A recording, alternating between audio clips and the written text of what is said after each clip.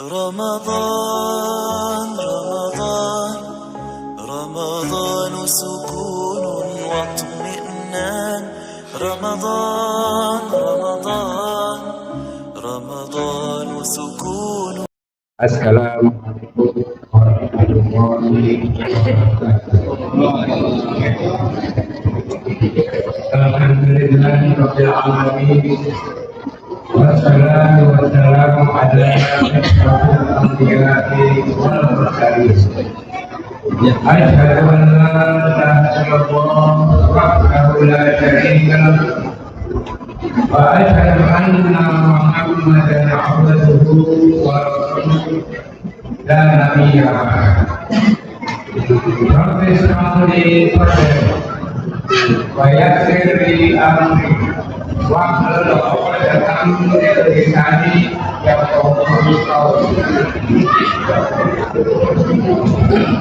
Alhamdulillahirabbil alamin. Marilah kita bersyukur kepada Allah Subhanahu wa ta'ala, di mana malam hari ini malam ketiga melaksanakan ibadah dan melaksanakan ibadah salat tarawih berjamaah. Dengan izin Allah Subhanahu wa ta'ala, maka kami bersyukur karena diberikan keringanan 12 kasih kami untuk melakukan di tempat ibadah yang mulia ini. Hadirin Bapak dan Ibu jamaah salat tarawih yang dimuliakan Allah Subhanahu wa ta'ala. Kita dalam ini adalah dalam rangka beribadah terkait dengan firman Allah Subhanahu wa ta'ala. A'udzu billahi minasy syaithanir rajim. Wa ma khalaqal jinna wal insa illa liya'budun. Tidaklah aku menjadikan manusia kecuali untuk beribadah kepadaku. Hadirin Bapak Ibu sekalian, anak-anak dan remaja, marilah kita sejenak menyimak firman Allah Subhanahu wa ta'ala di dalam surat Al-Baqarah ayat 185. A'udzu billahi minasy syaithanir rajim. Bismillahirrahmanirrahim.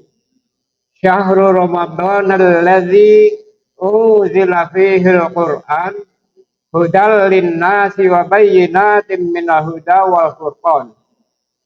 Faman syahida minkum asyhru falyasum. Al-Baqarah 185.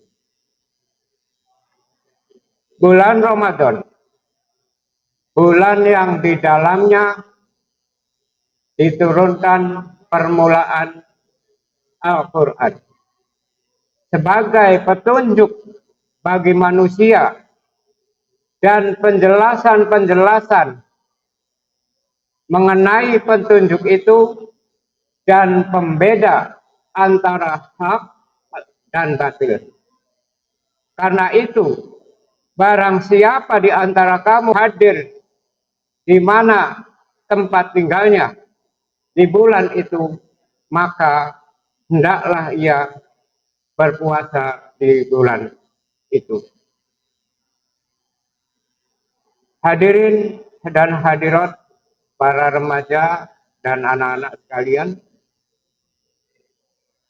kita hidup di dunia ini sudah diberikan petunjuk lengkap, yaitu Al-Quranul Karim, di mana ayat di atas mengatakan bahwa sudah ada petunjuk di dalamnya, yaitu Al-Quran, yang di mana isi yang pokok adalah kita membedakan di mana hak, di mana yang batil. Kalau kita mendelik kepada firman Allah Subhanahu wa taala dalam surat Al-Asr, a'udzubillahi minasyaitonir rajim, wal 'asri innal insana lafi khusrin illal ladzina amanu wa 'amilus solihati wa tawassaw bil haqq wa tawassaw bis sabr. Wal 'asr, demi masa, innal insana, sesungguhnya manusia, lafi khusrin, di dalam kerugian. Illal ladzina amanu, kecuali orang-orang yang beriman dan wa amilus solihah, mengamalkan amal soleh, wa tawassaw bil haqq wa tawassaw bis sabr, dan saling menasihati di dalam kebenaran dan dalam kesabaran. Hadirin sidang salat tarawih yang dimuliakan Allah Subhanahu wa taala. Tujuan kita adalah sebagaimana perintah di dalam saum ini. A'udzubillahi minasyaitonir rajim. Bismillahirrahmanirrahim.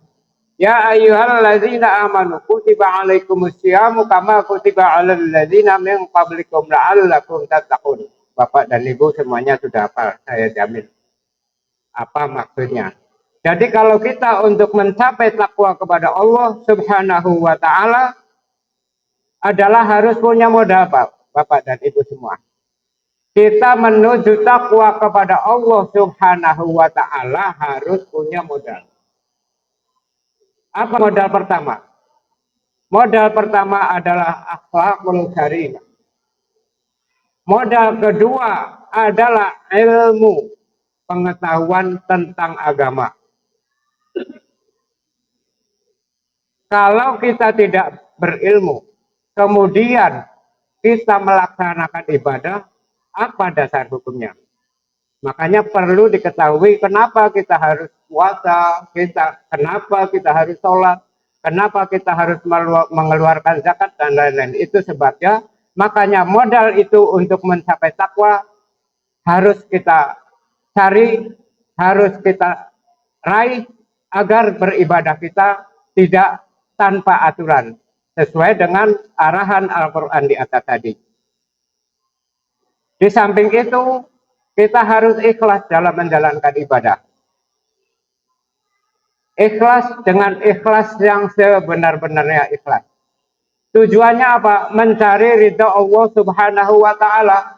Bukan karena manusia, bukan karena siapa-siapa, tapi hanya karena Allah Subhanahu wa taala semata. Dan ada beberapa hal yang perlu dihindari supaya iman kita stabil. Karena manusia diciptakan oleh Allah Subhanahu wa taala adalah dengan berbagai kelemahan, di antaranya keresahan, kebingungan, kesulitan, dan lain sebagainya.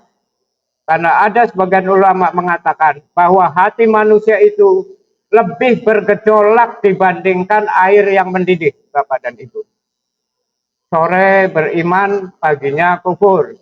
Paginya imannya meningkat, sore KO. Ya, itulah manusia. Maka untuk menghindari hal tersebut, kita harus ikhlas mencari ridha Allah Subhanahu wa taala. Dan apa yang harus dibuang jauh-jauh, yaitu riya. Riya adalah perusak daripada ibadah kita. Pamer, banyak pikir supaya dipuji, sering ke masjid supaya dianggap ahli ibadah.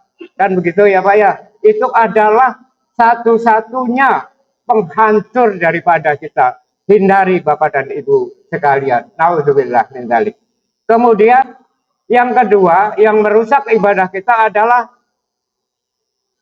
kesombongan. Manusia itu mempunyai sifat sombong. Saya paling hebat di masjid ini untuk ibadahnya, tidak ada duanya. Saya paling kaya di kampung ini, tidak ada duanya.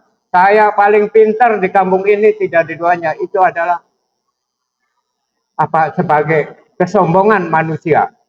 Jadi itulah makanya di dalam menjalankan ibadah kita harus berhati-hati, hindari sifat-sifat yang merusak ibadah kita, yang dengan jerih payah kita menjalankan sholat, ibadah puasa, karena banyak di antara kita yang menjalankan ibadah ternyata hasilnya nol.